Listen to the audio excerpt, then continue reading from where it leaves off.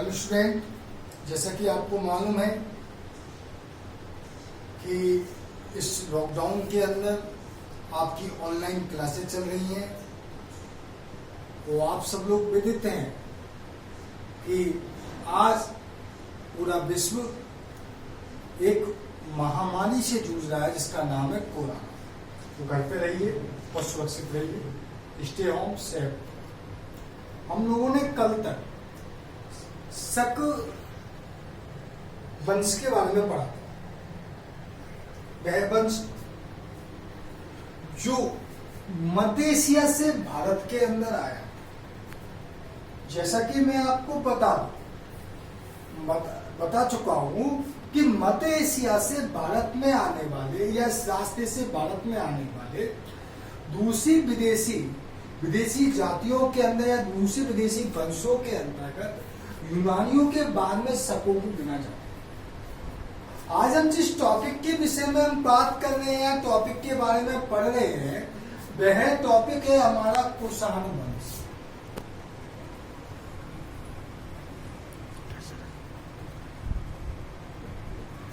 कुषाण वंश के नाम से ही जैसे कि हमको याद आ जाता है कि भारत का ये क्षेत्र का पूरा जो इधर का जो हिस्सा है, जहां पर अपना एक साम्राज्य की स्थापित हो रहा है, और वो साम्राज्य जो स्थापित हो रहा है वो पूरा कौन सा स्थापित होता है? यहाँ पर कुषाण वंश होता है।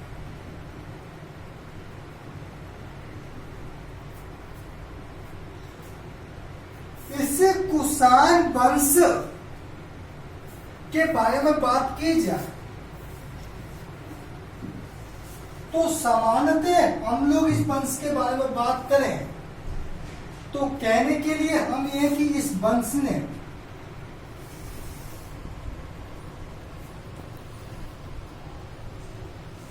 कुषाण भारत के अंदर जो आए थे चीन से आए। कहां से आए थे? चीन से आए। कहा जाता है कि चीन के कांसू प्रांत के अंदर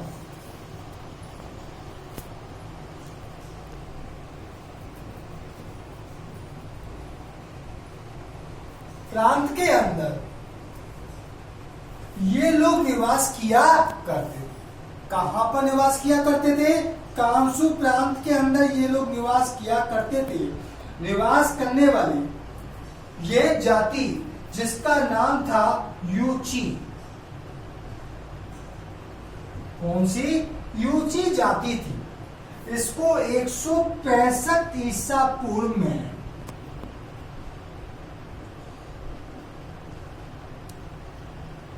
हुनों के द्वारा पराजित कर दिया गया था। क्या कर दिया गया था? इसको पराजित कर दिया गया। ध्यान रखिएगा, दोबारा से देखिए। चीन के कांसू प्रांत के अंदर निवास करने वाली यूची जाति को 165 ईसा पूर्व में हुनों के द्वारा पराजित कर दिया गया था। पराजित होने के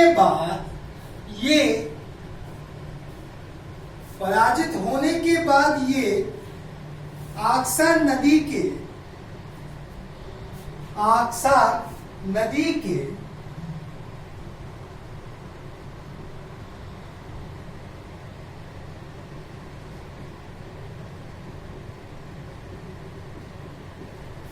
ताइया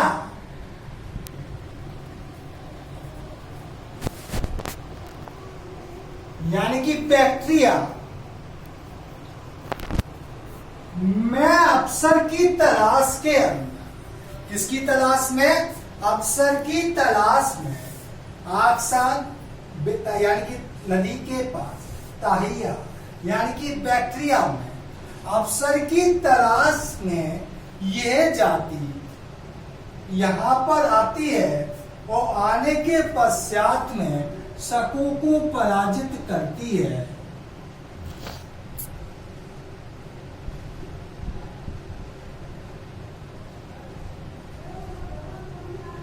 शकों को पराजित करने के बाद जब ये शकों को पराजित कर देती है तो शकों को पराजित करने के पश्चात इनके पूरे भूभाग पर अपना अधिकार स्थापित कर लेती है।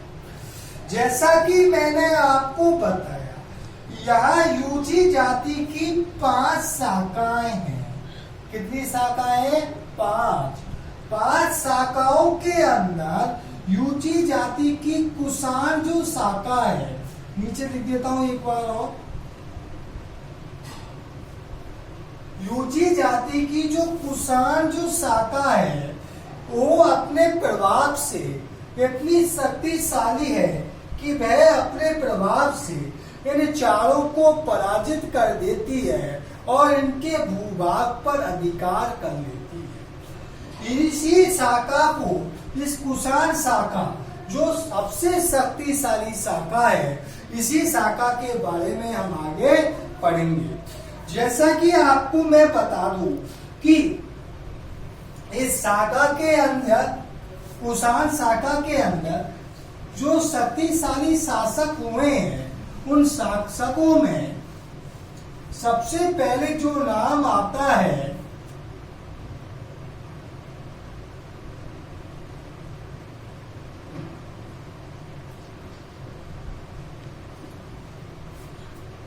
कुजूल कैडफिसेस का नाम आता है। किसका नाम आता है? कुजूल कैडफिसेस का नाम आता है, जिसने अपने साम्राज्य को बैक्टीरिया और गांधार के प्रदेश तक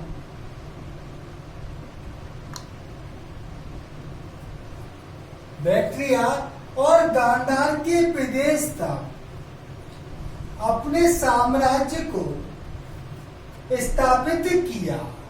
किसका नाम आया? कुजूल कैडफिसेस, जिसने बैक्टीरिया और गांधार के प्रदेश तक अपने साम्राज्य को स्थापित किया। इसका उत्तराधिकारी जो था वो था बिम्ब कैडफिसेस।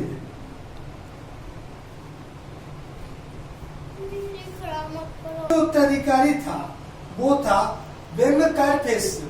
जो बिम्ब कैडफिस था, सॉरी सिस लिख दिया मैंने आपके सामने, बिम्ब कैडफिस था, इसने मथुरा तक, कहां तक? मथुरा तक अपने साम्राज्य को इसने स्थापित किया है और इसके द्वारा एक उपाधि धारण की गई, वह उपाधि थी महाराज की। इसके द्वारा जो उपाधि धारण की गई उस उपाधि का नाम क्या है? महाराज की उपाधि को इस व्यक्ति के द्वारा धारण किया गया था। इसके पश्चात इसने, इसके बारे में हमको जो जानकारी, कुषाणों के बारे में हमको जो जानकारी प्राप्त होती है, कुछ हमको जो चीनी स्रोत है उनसे भी कुषाणों के बारे में जानकारी प्राप्त होती है। उसके पश्चात भारतीय स्रोतों से प्राप्त होती है। उनके बाद सिक्कों से हमको कुषाणों के बारे में जानकारी प्राप्त होती है। अन्य काफी स्रोत है जिनके माध्यम से हमको कुषाण वंश के बारे में जानकारी प्राप्त होती है।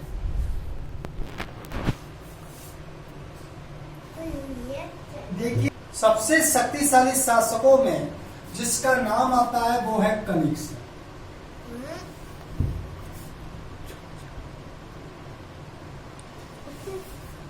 क्या नाम आता है? कनिष्क का नाम आता है, जो सबसे शक्तिशाली शासक है। तत्पश्चात में अगर बात की जाए, संभवतः कहा जाता है कनिष्क के बारे में हमको कोई विशेष जानकारी तो प्राप्त होती नहीं है, कोई विशेष जानकारी है, लेकिन संभवतः कहा जाता है कि 78 एडी के अंदर उसके द्वारा एक संवत की स्थापना की गई थी। अपने राजा अभिषेक के वर्ष में उसके द्वारा एक संवत की स्थापना की गई थी। के समय में एक संवत की स्थापना की गई थी जिसको कहा जाता है शक संवत।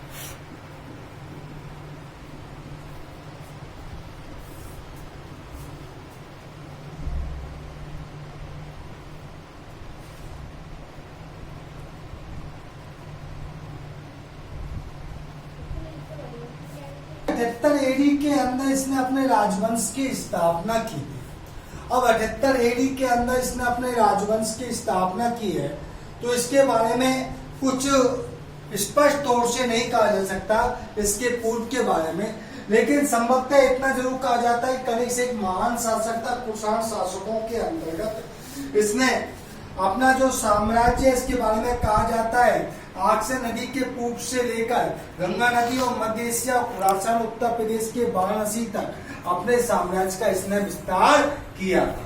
अब कनिष्क के द्वारा अपने सैनिक उपलब्धियों के बारे में बात की जाए तो कनिष्क ने कौन कौन सी सैनिक उपलब्धियां प्राप्त की है उसके बारे में हम बात करते हैं।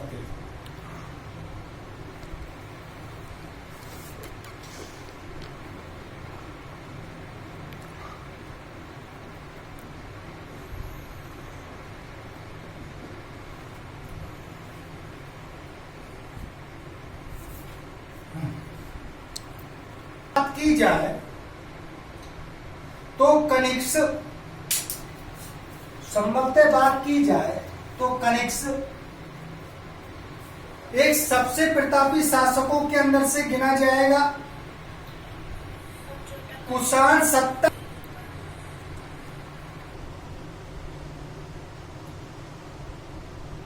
कनिष्क कुषाण वंश के शासकों में सबसे प्रतापी शासक माना जाता है। जैसा कि मैंने आपको बताया, कनिष्क के समय में कुषाण जो सत्ता थी शिखर पर पहुंच गई थी। कनिष्क एक महान विजेता, कुशल प्रशासक और एक कला प्रेमी शासक था। जब वह सिंहासन रूढ़ हुआ तो उसके उत्तराधिकारी उसे एक छोटा सा राज्य प्राप्त हुआ था, लेकिन उसने अफगानिस्तान, सिंध का भाग, पार्थियान के भाग को शामिल कर लिया। उसने चीनी शासकों को पराजित किया था। भीमकटफिशिस की मृत्यु के बाद में अगर बात की जाए तो उत्पन्न अराजकता को भी उसने स्थिर किया और व्यवस्था स्थापित की। अगर देखा जाए तो भीम की मृत्यु के बाद कनिष्क उन कुषाण सरदारों में से एक था जो भारत में अपना भाग्य को आजमा रहे थे। उनमें से एक माना जाता है ये कनिष्क।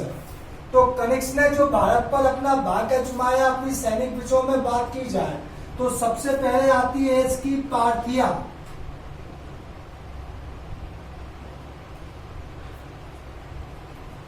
पर अधिकार,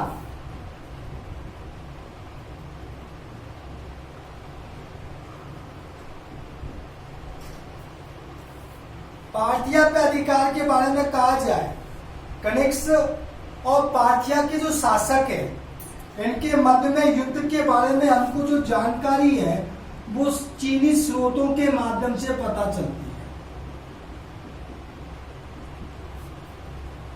पार्थिया और कनिष्क के मध्य में जो युद्ध हुआ है, चीनी साहित्यों से हमको ये भी पता चलता है, स्रोतों से पता चलता है कि पार्थिया के शासक ने कनिष्क पर आक्रमण किया था। उसके पीछे दो कारण बताए जाते।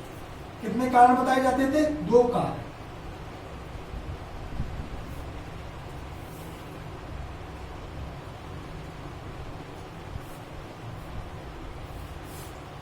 दो कारण थे। पहला तो ये जो पार्थिया था व्यापारिक दृष्टि से काफी लाभदायक था। पहला कारण तो ये हो गया। दूसरे कारण के बारे में बात की जाए तो दूसरा कारण ये होता है कि कनिष्क से पूर्व पार्थिया पर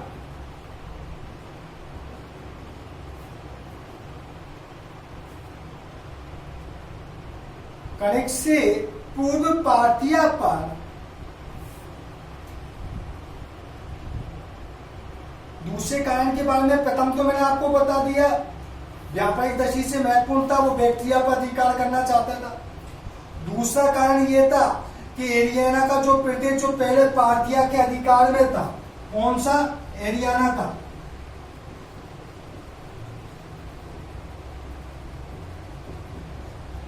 प्रदेश जो पहले किसके अधिकार में था? पार्थिया के अधिकार में था। कनिष्क के बाद में उसका अधिकार किसका हो गया था? कनिष्क का अधिकार हो गया इनके आगमन के पश्चात में। तो देखिए कुषाणव और अन्य ग्रंथों में अगर देखा जाए, अन्य विद्वानों की मान्यताओं को माना जाए तो समानतः कहा जाए तो हम कह सकते हैं कि इन दो कारणों से पार्थिया ने किसके ऊपर अधिक आगमन किया, इस प्रदेश को प्राप्त करने का अधिकार किया। लेकिन हमारे विद्वान है डॉक्टर B.A. स्मिथ। क्या नाम है हमारे विद्वान का? Doctor B.A. स्मिथ। उनका मानना है कि कनिष्क ने पार्थियानों के जो मूर्ख राजा था जिसका नाम खुसरो को हराया था। जो पार्थियानों का जो स्मिथ कहते हैं जो मूर्ख राजा है खुसरो, इसको क्या किया है? पराजित किया है। और इस युद्ध के फलस्वरूप संपूर्ण पार्थिया का जो क्षेत्र है उस पर कनिष्क ने अधिकार कर लिया, जो कुषाण वंश का क्या बन गया? अंग बन गया। अरे भैया स्रोतों के अनुसार बताया जाता है, कुछ स्रोत बताता है दो कारणों से यहाँ पर आगमन किया था।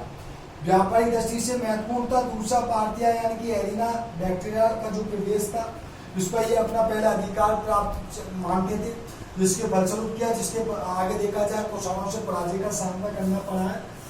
आगे दूसरा पॉइंट आता है इनका,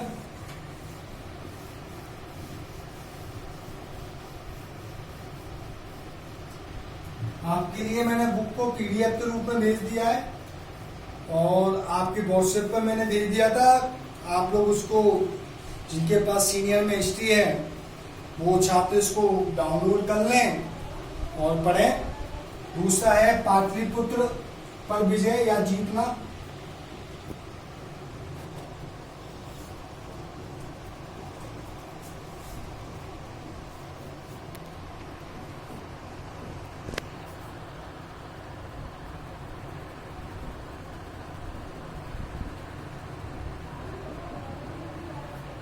चीनी और तिब्बती दोनों ही लेखक इस चीज का वर्णन करते हैं। कनिष्क, चीनी और तिब्बती लेखकों के वर्णन से पता चलता है कि कनिष्क ने साकेत यानी अयोध्या और पाटलिपुत्र पर आक्रमण किया था। साकेत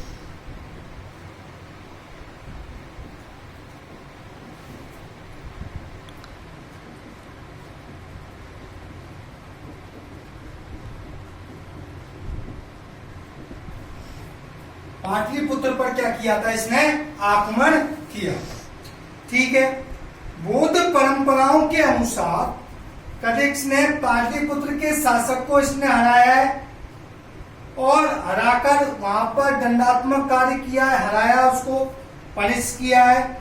उसके पश्चात जब उसने कर नहीं दिया है तो करने देने के उपलक्ष्य में वह वहां से एक तो बुद्ध का काष्ठ यानी कि लकड़ी का निर्मित भिक्षा पात्र,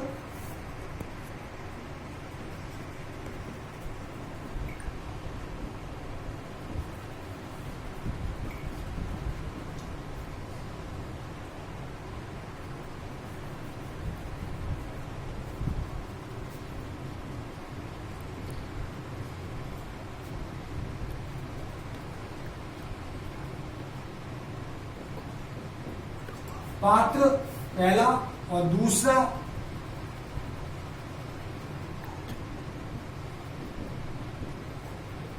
अश्वघोष।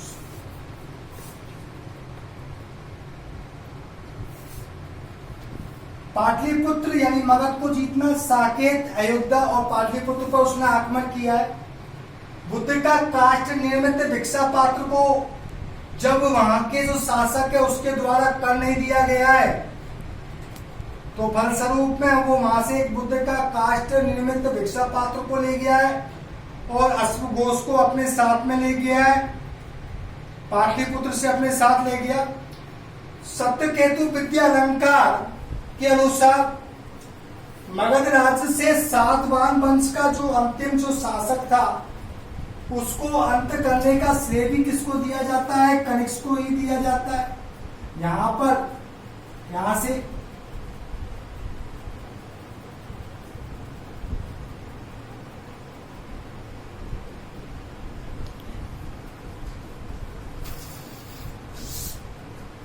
सातवाहन वंश के अंतिम शासक के वंश का अंत करने का श्रेय भी कनिष्क को दिया जाता है। जो अतः कुछ भी कहे, बंगाल व उड़ीसा में भी कुषाण मुद्राओं के मिलने से के आधार पर बिहार से आगे बंगाल व उड़ीसा पर भी कनिष्क के विजय का भी हमको जानकारी प्राप्त होती है। तीसरा पॉइंट आता है कनिष्क कश्मीर पर विजय।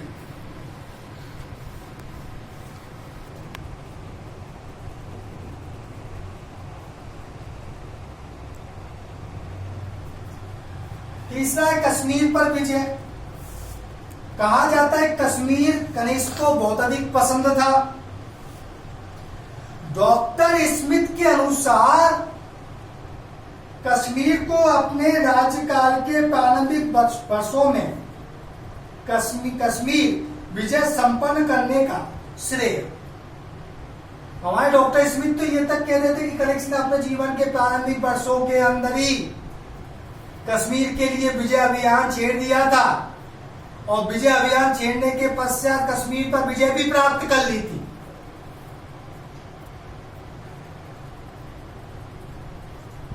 किंतु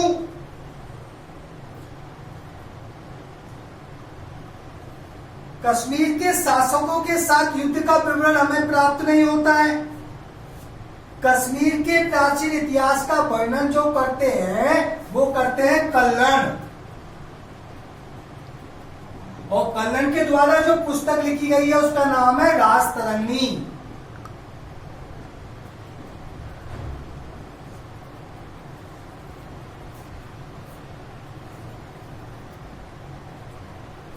कश्मीर के इतिहास के बारे में कौन बताते हैं? कल्लन बताते हैं, और इनके द्वारा जो पुस्तक लिखी गई है उसका नाम क्या है? राजतरंगी, जो पूर्णतः अगर देखा जाए तो ऐतिहासिक ग्रंथ है। ठीक है, इन्होंने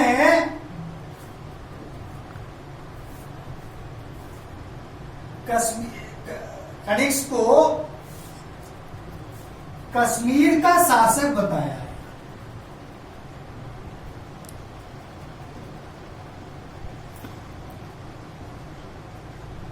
कल्लन ने राजतरंगी में कनिष्क को कश्मीर का शासक बताया है। कनिष्क ने कश्मीर में चतुर्थ बौद्ध संगति का भी आयोजन किया था।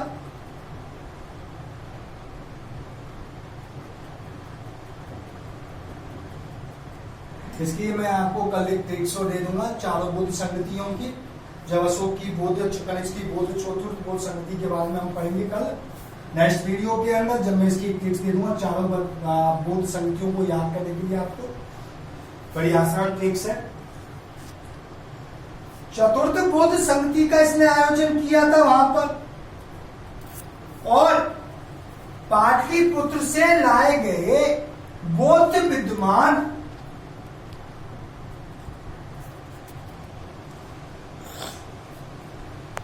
अश्वघोष को ने महत्वपूर्ण भूमिका निभाई है इस बौद्ध संगति के अंदर। कनिष्क ने, कहा जाता है, कश्मीर के अंदर एक बिहारों का निर्माण करवाया, एक नगर स्थापित किया जिसका नाम था कनिष्कपुर। ध्यान रखिएगा, जो वर्तमान में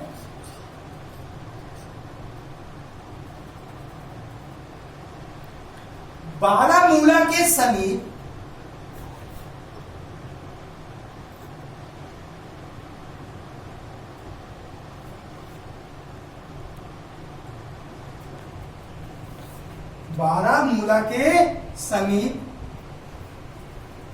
जिसका नाम हमें अभी प्राप्त होता है वो है कनीरपुर।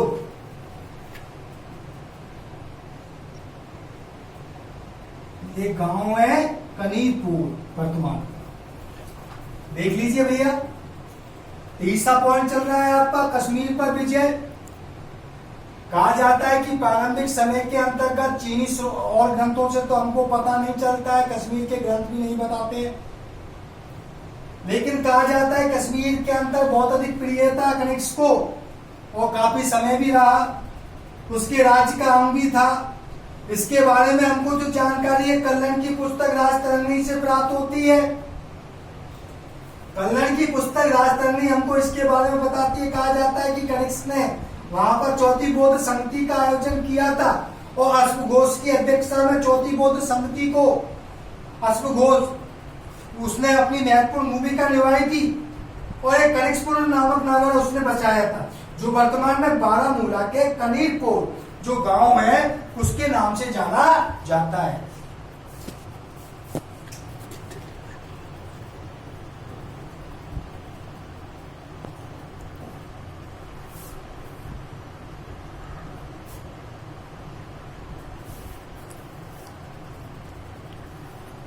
ठीक है, ये आपका तीसरा पॉइंट हो गया।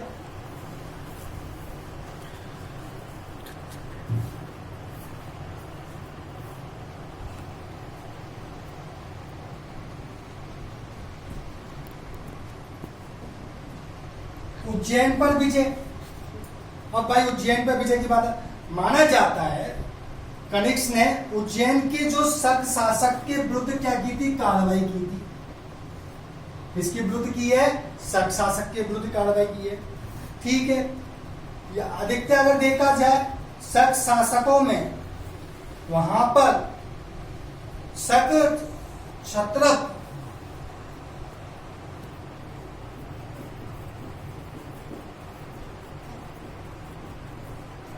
चष्टन का शासन था। किसका शासन था, चष्टन का, जिसे कनिष्क ने परास्त किया और पश्चिमी भारत पर शकों ने कनिष्क की प्रभुता को क्या कर लिया है, इसको पराजित किया है।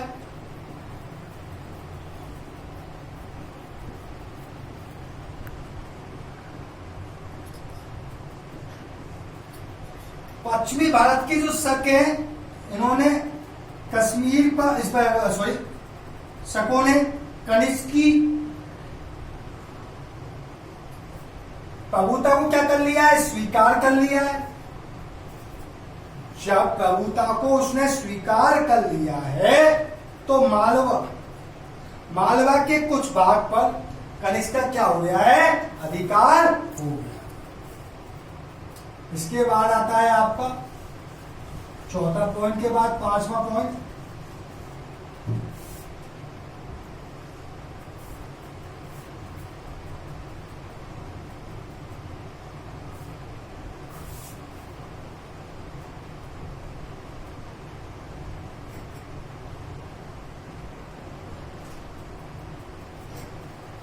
चीनी आत्मा।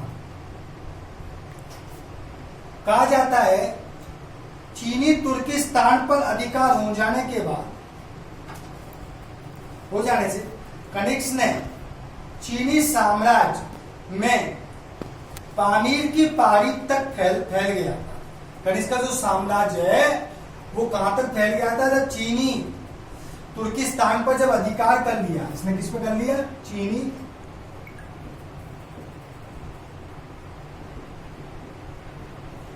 तुर्किस्तान तक जब इसने अधिकार कर लिया है तो इसका जो साम्राज्य है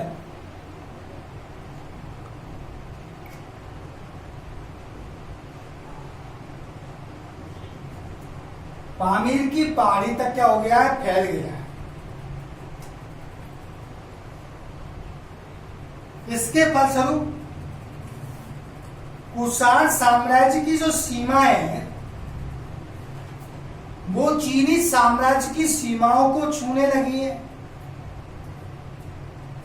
चीनी स्रोत और चीनी यात्री हैंसान दोनों के विवरण से पता चलता है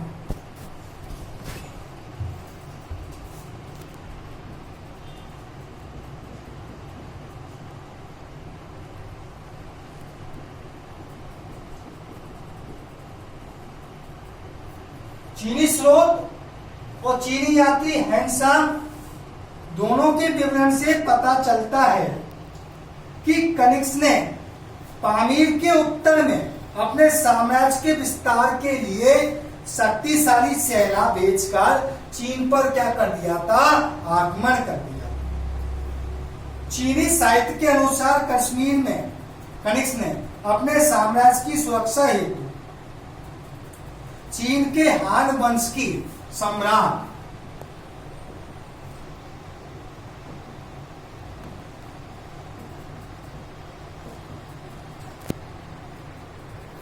चीन के हान वंश के सम्राट, हान वंशी सम्राट कह लीजिए,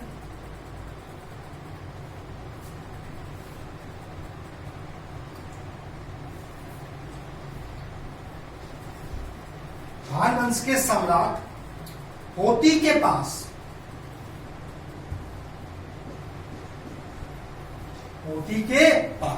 अपना एक दूत भेजता है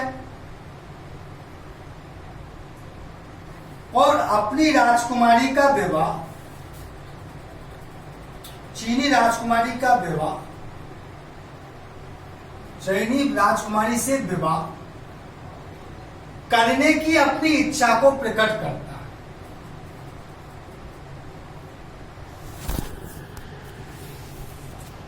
परंतु चीनी जो सेनापति है पान चाओ, इसे अपने सम्राट का अपमान समझता है और कुषाण दूत को बंदी बना लिया जाता है। जब इसकी सूचना कनिष्क को अपने सेनापति सूचना मिलती है तो कनिष्क अपने सेनापति सी के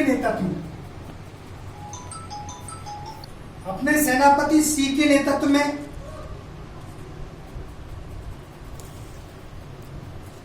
सत्तर हजार की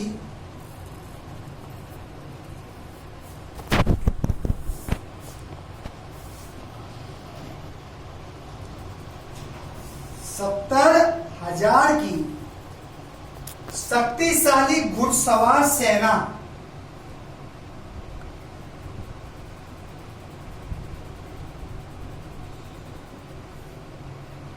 अपने सेनापति सी के नेतृत्व में 70,000 की घुड़सवार सेना के साथ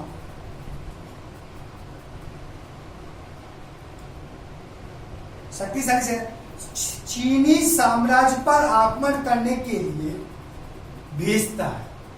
परंतु दुर्भाग्यवश खोतान तक सेना पहुंचती है।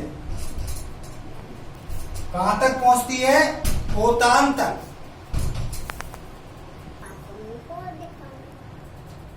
अब क्या हुआ? सी के नेतृत्व में 70,000 की घुड़सेना कनिष्क ने अपने सेनापति सी के नेतृत्व में भेज दी, जाओ चीनी सम्राट को साम्राज्य पर आक्रमण करो, उसे इस दंड के लिए दंडित करो। लेकिन यहां देखो थोड़ा किस्मत खराब, खोतान के पास क्या होता है, मौसम बिगड़ जाता है। अब मौसम बिगड़ जाता है तो उस समय मौसम खराब होने के फलस्वरूप में सेना का एक भाग नष्ट हो गया। पान चाओ ने, जो चीनी सेनापति है, उसने आसानी से इसको क्या कर दिया है, सी को पराजित कर दिया है। पराजित करने के फलस्वरूप यहां पर कनिष्क की हार हुई है और कनिष्क को हर वर्ष चीन के सम्राट को किंवदंतियां कहती हैं। अब एक्चुअल स्रोत क्या कहते हैं मुझे वो मैं आपको आगे बता दूंगा। किंवदंतियों के अनुसार हर वर्ष चीन सम्राट को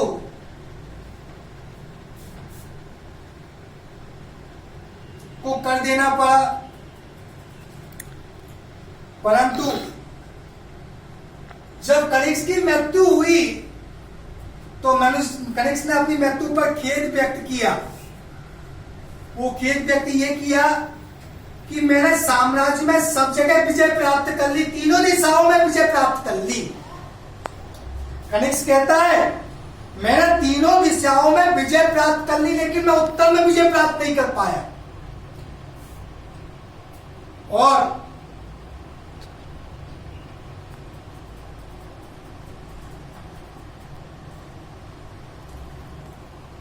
उत्तर की दिशा के लोगों को मैं आत्मसमर्पण करने के लिए नहीं बुला पाया। एनसान के विवरण से पता चलता है कि कनिष्क ने अपनी पराजय का प्रतिशोध ले लिया था। कनिष्क का साम्राज्य सुंगलिंग पर्वत, पूर्व खोतान, कास्कर, यादकंद, पीली नदी के पश्चिम में रहने वाली जातियां कनिष्क से भयभीत हो गई थी। उन्होंने अपने 2 राजकुमारों को चीन के दरबार के अंदर भेज दिया था। एक विजेता के रूप में कनिष्क अगर देखा जाए तो महान विजेता था। बात चाहे कुछ भी रही हो, लेकिन कहा जाए तो हम कह सकते हैं कि चीन के प्रति जो कनिष्क ने अपने 70,000 घुड़सवारों का जो भेजे थे, वो जो अभियान था वो कैसा रहा? असफल रहा। आगे देखिए,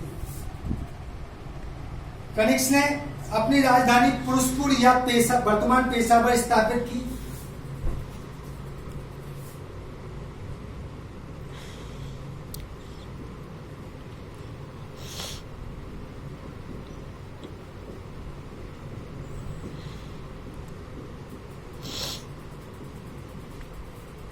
वर्तमान पेशावर है, उसमें स्थापित की। उसने अपने साम्राज्य को केंद्रवर्ती स्थान था, क्योंकि साम्राज्य मध्य एशिया तक फैला था। राजधानी में कई श्रेष्ठ स्मारक, सार्वजनिक भवन, बौद्ध ज्ञानों से सुसज्जित थी। कुषाण साम्राज्य के विस्तार के बारे में बात की जाए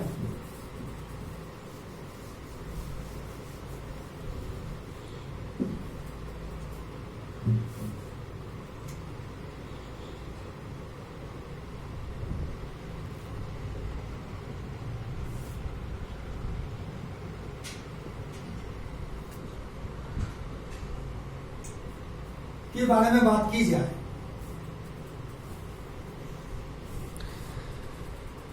तो हम कह सकते हैं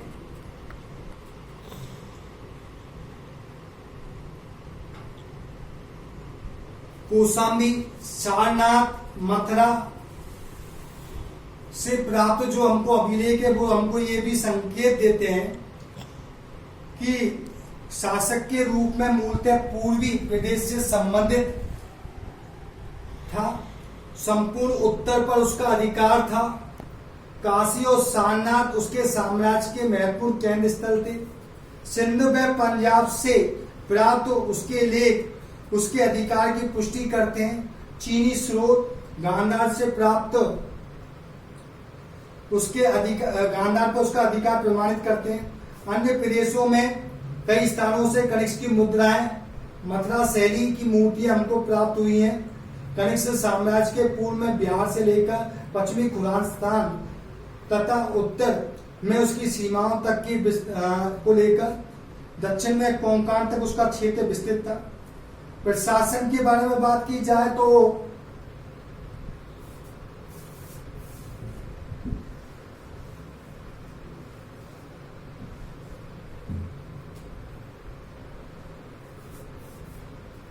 डॉक्टर बीएन पुरी के अनुसार कुषाण निरंकुश शासक थे।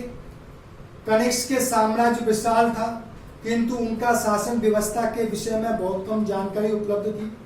यूनानी एवं शकुक की भांति उनका शासन क्षत्रप प्रणाली पर आधारित था।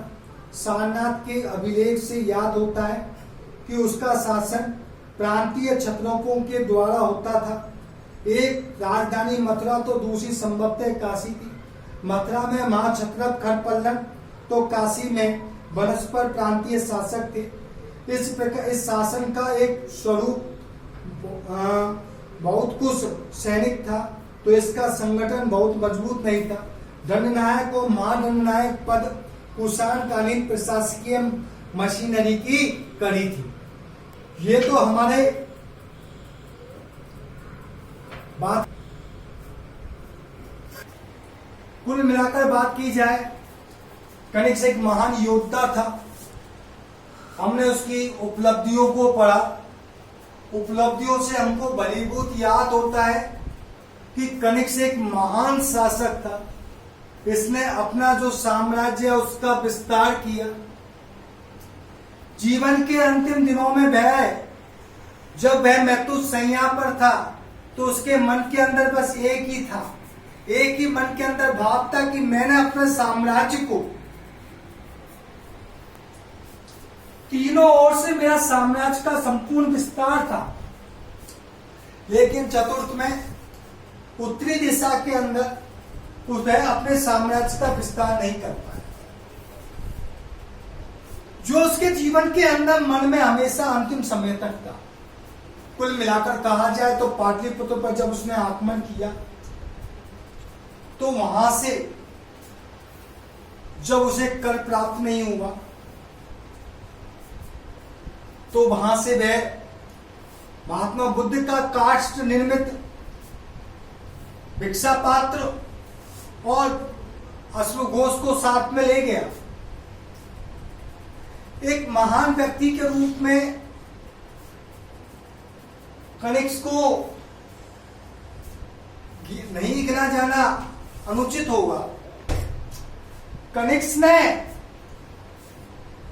जब उसको साम्राज्य प्राप्त हुआ था तो एक छोटा सा साम्राज्य प्राप्त हुआ और उसने एक महान साम्राज्य का निर्माण किया।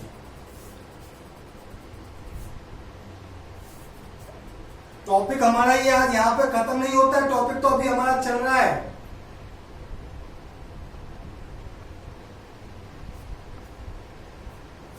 कल हमारा जो टॉपिक चलेगा वो धर्म के पोषक के रूप में कनिष्क चलेगा, चतुर्थ बौद्ध संगति कनिष्क की चलेगी, गांधार कला चलेगी। काफी टॉपिक रह रहे हैं इस पार्ट के अंदर, लेकिन अभी टॉपिक यहाँ कंप्लीट नहीं होता है। टॉपिक आपका कल नेक्स्ट वीडियो में आगे का टॉपिक चलेगा। आज के लिए इतना ही, हम नेक्स्ट वीडियो में फिर आपसे मिलेंगे।